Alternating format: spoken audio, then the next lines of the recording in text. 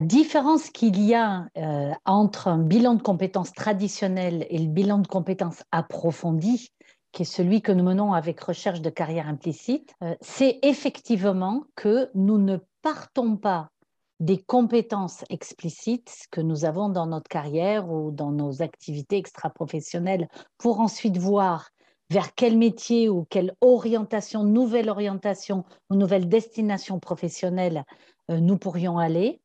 Mais nous partons de l'exploration de soi. Alors, certains bilans le font quand même, hein, les appétences, ce que nous appelons les appétences professionnelles, mais nous allons beaucoup plus en profondeur sur nos préférences fondamentales, non pas seulement en termes d'appétence et de travail, mais aussi dans les interactions humaines. Ce travail-là, il nous permet de comprendre comment, lorsque nous sommes en mode de travail, en interaction de travail, puisque le travail, c'est interagir avec d'autres personnes pour produire des choses, soit des services, des produits ou autres, eh bien, qu'est-ce qu'il se passe dans ces interactions et quelles sont mes préférences? Quel degré de quantité de contact j'aime avoir? Quel degré de contrôle j'ai envie d'avoir sur mon autonomie, mon autodétermination de travail? Et quel degré d'ouverture j'ai envie d'avoir? Donc, cette approche d'exploration de soi sur des préférences fondamentales qui vont activer mon énergie au quotidien va être fondamentale pour trouver ce chemin jusqu'à l'essence de nous. Et quand je parle d'essence, c'est véritablement cette énergie vitale qui, lorsqu'on est ancré sur cette énergie, on a cette sensation que chacun d'entre vous a dû connaître un jour ou l'autre, de simplicité, de facilité, d'engagement, d'énergie assez effervescente, d'énergie qui booste véritablement et qui crée un élan dans ce que nous faisons. C'est-à-dire qu'en fait, nous sommes dans une adéquation entre qui je suis profondément, véritablement, et ce que je suis en train de faire. Donc ça, c'est la première différence qui existe avec un bilan de compétences traditionnel.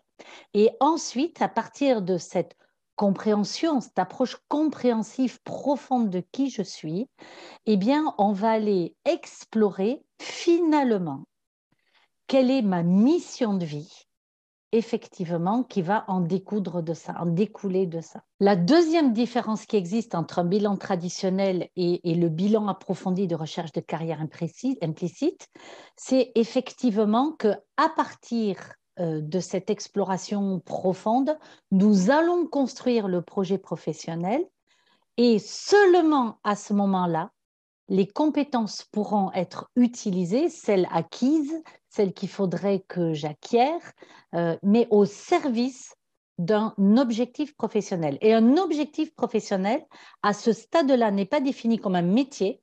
On ne rentre pas dans une boîte à chaussures d'un codrom, hein, voilà, mais on est véritablement dans une intention d'impact via mon travail. Et à ce moment-là, je vais aller collecter les informations concernant mes compétences, celles que j'ai déjà acquises et que je fais avec plaisir. C'est là qu'on ne fait pas seulement les compétences que l'on a, mais celles que nous réalisons avec plaisir, pour les mettre au service de ce projet. Celles qu'il faudrait que j'acquière et que je voudrais apprendre avec plaisir, voilà, que je sens que je vais avoir du plaisir à les apprendre, et les mettre au service du projet. Donc, du coup, ça, c'est la deuxième grande différence.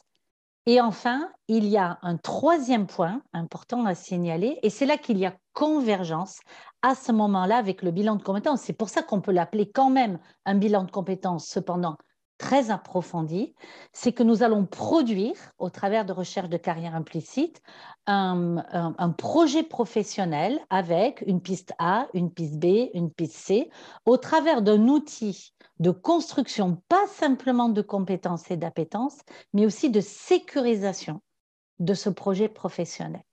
Donc, c'est un plus aussi par rapport au bilan de compétences et en même temps, c'est une convergence puisque nous produisons effectivement un projet détaillé selon les grandes traditions du bilan avec quelles compétences j'utilise, comment je vais les acquérir, un plan d'action, etc.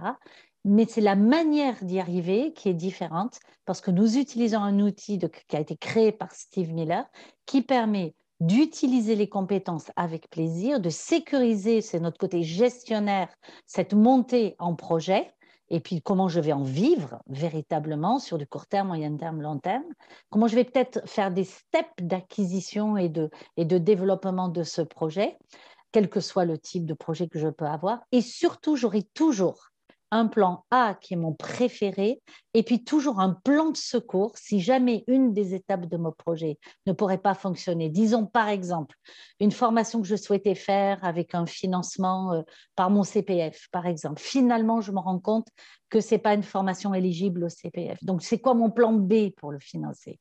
C'est quoi mon plan C si jamais Pôle emploi, par exemple, ne peut pas le financer? C'est quoi mon plan D si jamais, effectivement, même un autre, par exemple, un financement personnel ne pourrait pas arriver?